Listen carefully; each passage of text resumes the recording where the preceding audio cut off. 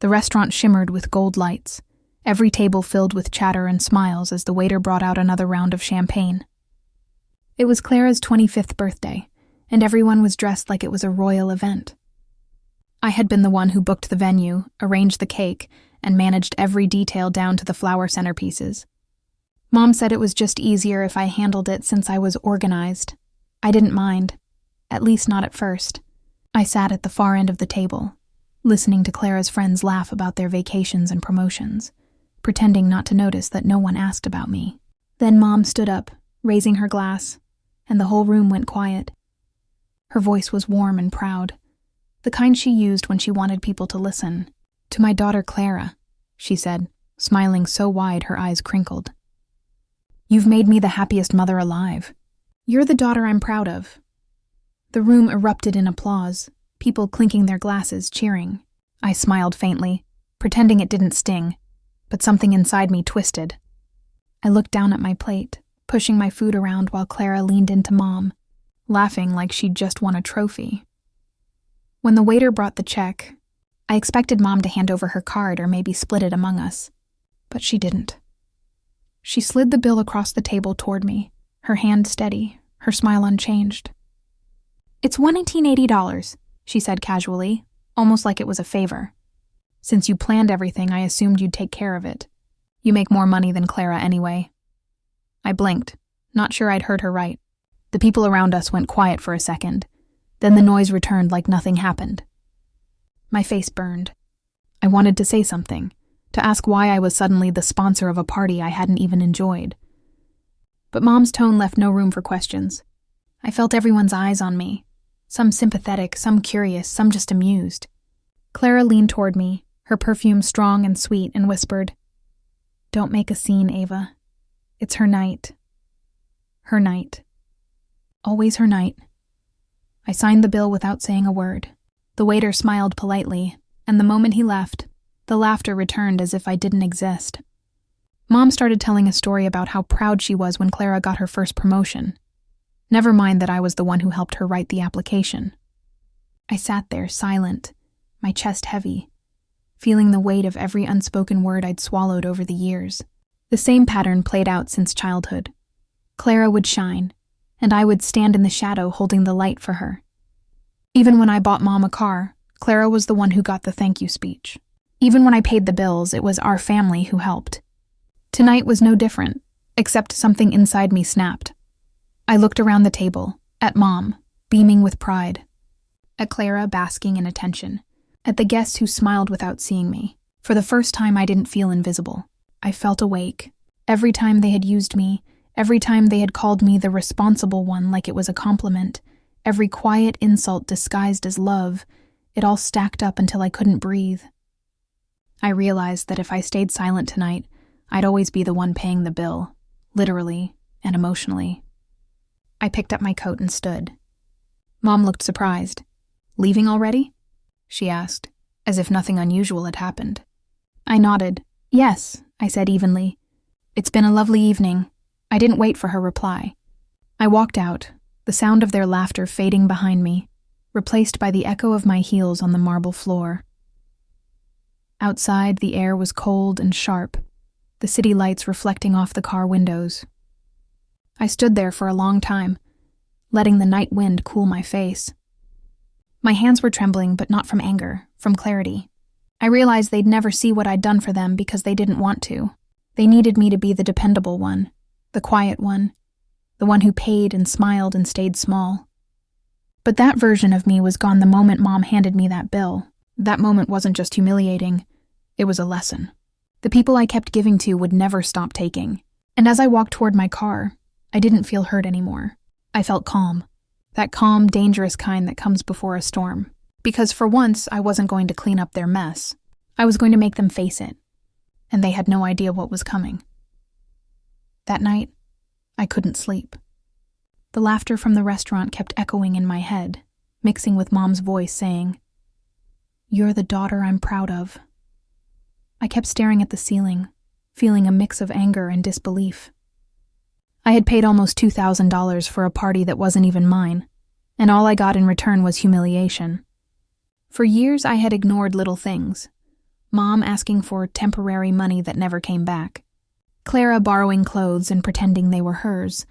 Being left out of family photos because the frame only fits 3. I told myself it didn't matter. But it did. It all built up quietly until tonight cracked it open. Around 3 in the morning, I sat at my desk, opened my laptop, and started scrolling through my finances. Every account I had tied to them stared back at me. The family phone plan was in my name. The house Mom lived in, bought with my money after Dad passed because I didn't want her to struggle. Even the car Clara drove had my name on the insurance. I wasn't family. I was their provider, the safety net they never thanked. Something inside me hardened. I wasn't going to beg for appreciation anymore. I started with the phone plan. A few clicks and the shared lines were removed. Next came the credit card Mom used just for emergencies. I called the company and reported it as closed. Then I went to the bank and separated the joint account we once used for bills. For the first time, it felt like I was taking my life back piece by piece.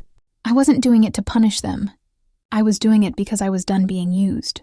But as I clicked through documents and balances, one file caught my eye, the property deed. The house Mom lived in wasn't hers. It was mine. I had bought it 5 years ago under my name when she said she couldn't get approved for a loan. I remembered how she promised she'd move out once she got back on her feet, but she never did. In fact, she acted like it was hers, even redecorated and called it her forever home. I sat there staring at the screen, realizing I had all the power I never used. Every sacrifice I made, every dollar, every favor, every moment I stayed silent, had been turned into a weapon against me. That thought made my decision clear. I called a lawyer the next morning. His voice was calm and professional, asking if I wanted to sell or reclaim the property. "Reclaim," I said without hesitation, "and I'll need an eviction notice prepared." He paused for a second, probably hearing the emotion under my voice, but he didn't ask questions. I appreciated that. When I hung up, I felt something strange. Not guilt, not anger, just relief. The next few days, I kept to myself, ignoring calls from Mom and Clara. They probably wanted more money or help with something. I used that time to clean my apartment and focus on work. My boss noticed I seemed calmer, more focused, and I realized that cutting off toxicity gives you space to breathe.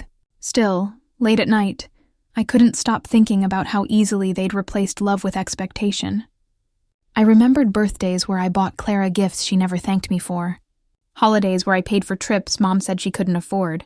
All those moments when I thought giving more would make them love me more. It never did. Then, 2 weeks later, I got a message from Clara. "Mom says you're ignoring her. That's really immature." I stared at the text, shaking my head. They had no idea what was coming.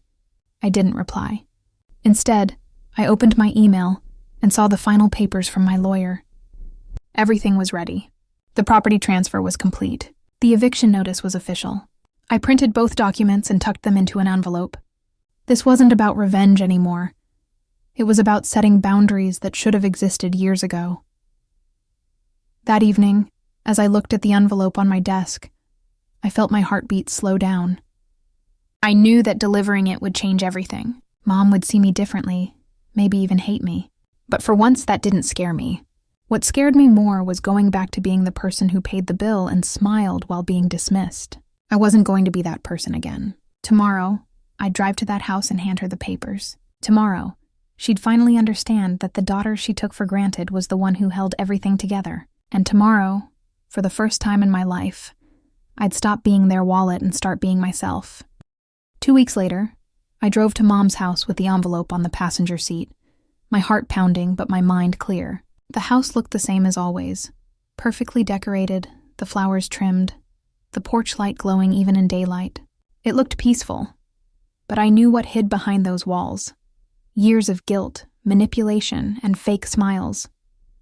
When I walked in, Mom was sitting in the living room, sipping tea as if nothing had ever happened.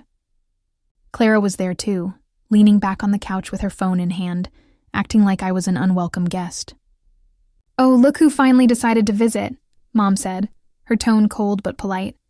"If you're here to apologize for your behavior at the party, it's about time." Her words almost made me laugh. Apologize? For paying her bill? For being humiliated? I didn't say a word. I just handed her the envelope. "What's this?" she asked, frowning as she unfolded the papers. The silence that followed was sharp. Her eyes scanned the eviction notice, and her face drained of color. Clara looked up, confused. "What's that?" she asked. Mom's hand trembled as she read aloud. "Notice to vacate. Ava, what is this supposed to mean?" I met her gaze and said quietly, "It means the house is mine. Always has been. You'll need to move out by next month." Clara jumped to her feet, voice rising. "You can't be serious." "She's our mother." I kept my tone calm. "She's also been living rent-free for 5 years in a house I bought. I paid the taxes, the repairs, the utilities. She told everyone it was hers while I handled everything." "I'm done." Mom's lips quivered. "You're throwing your own mother out? After all I've done for you?" That line hit me hard, not because of guilt, but because it was so familiar. She always turned every confrontation into a debt I owed her. I took a slow breath.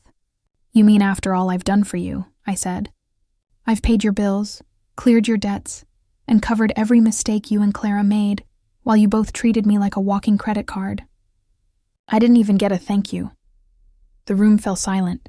I could hear the ticking of the clock on the wall, the faint hum of the fridge, Clara's shaky breathing. She looked at me like she didn't recognize me. "You've changed," she said. "No," I replied. "I just stopped letting you walk over me."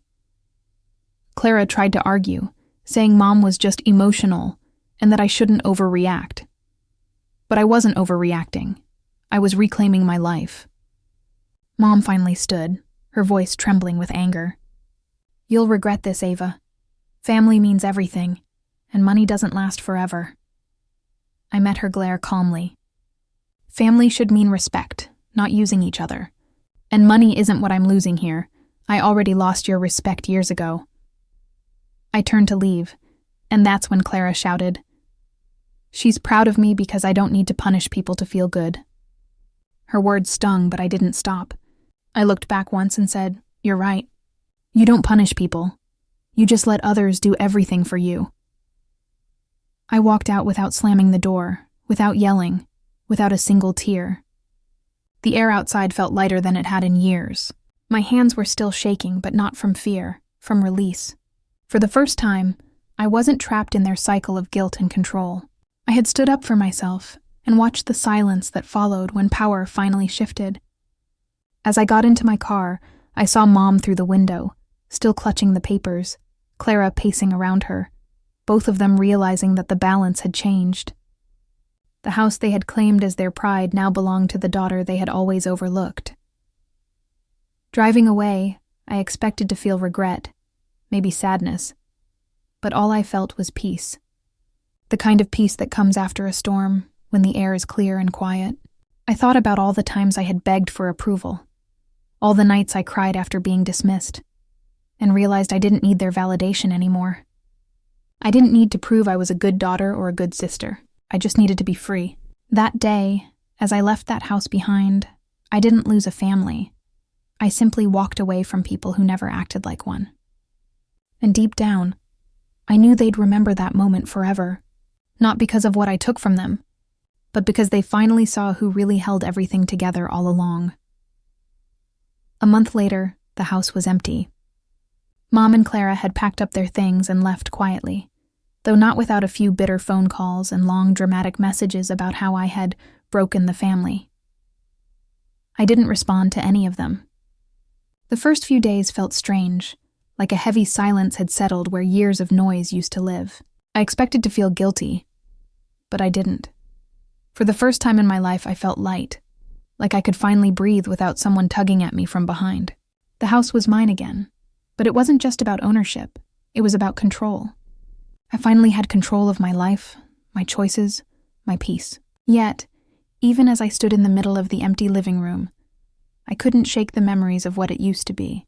Every corner carried echoes of my sacrifices, the bills I paid, the nights I spent helping, the times I stayed quiet when I should have spoken up. I realized that revenge hadn't come from anger or planning. It had come from finally saying no. Weeks passed, and I went back to my routines. Work was better. I focused more, smiled more, and even my coworkers noticed the difference. It was like I had shed a version of myself I didn't need anymore. But one evening, my phone buzzed. It was a message from Mom. Just a short line that said, "You've ruined everything. Clara won't speak to me. I hope you're happy." I stared at the screen for a long time, my thumb hovering over the keyboard. For a moment, I almost typed back an explanation, that I didn't ruin anything, that I just stopped letting them take advantage of me. But then I deleted it. Some conversations don't need words anymore. Silence speaks louder when someone expects you to beg. A week later, I heard from a mutual friend that Mom had moved in with Clara. At first, I was surprised, but then I smiled to myself. It made sense. They always stuck together when they needed someone else to blame. But the irony was that Clara's new boyfriend didn't appreciate having a temporary roommate. That part made me pause, not because I enjoyed their discomfort, but because it reminded me that life has its own way of teaching lessons. I didn't need to gloat. I didn't need to wish them harm. Sometimes people end up facing the mirror they spent years avoiding. One weekend, I drove past that same restaurant where everything had started. The one where I'd been humiliated in front of everyone. The lights were glowing, and I could see another family celebrating inside, laughing and raising glasses. For a moment, I stood by the window, watching them, remembering how that night had felt. Small, invisible, unwanted. But now it didn't sting anymore. I smiled softly and whispered, "Happy birthday, Clara," not with anger but with peace. Because revenge, I realized, wasn't about making them suffer. It was about reclaiming my self-worth, my independence, and my voice. Later that night, as I sat on my balcony, I thought about everything that had happened. The party, the bill, the confrontation, and the silence that followed. Each step had been painful but necessary. I had spent years trying to earn love through giving, thinking that if I sacrificed enough, they'd finally see me. But people who only take never stop taking until you stop giving. I learned that the hard way. I thought revenge would feel satisfying, like a victory, but it didn't. It just felt quiet, not empty, just still. Because once you stop living for other people's approval, you realize how peaceful life can be. A few months later, I rented the house out to a nice young couple starting their own family. Watching them move in, full of excitement and hope, made me smile. It felt like I was closing an old chapter and opening a new one. I went home that evening and made myself dinner. Something simple, just for me. No guests, no noise, no guilt. Just peace. I never heard much from Mom or Clara after that, except for the occasional distant holiday message that felt more like a formality than care. I didn't chase after them, and I didn't hold on to anger either. I realized that walking away wasn't losing. It was healing. Sometimes the best revenge isn't loud or dramatic. It's becoming the person they never thought you could be. Strong, calm, and free. That night, as I looked out the window at the quiet city lights, I smiled. For the first time in my life, I didn't need anyone's approval. I had given enough. Now, I was finally giving something to myself, the life I deserved. Revenge can feel like justice in the moment, a way to reclaim power. But real freedom comes not from hurting those who hurt you, but from breaking the cycle that kept you small. Sometimes walking away is the loudest statement of all.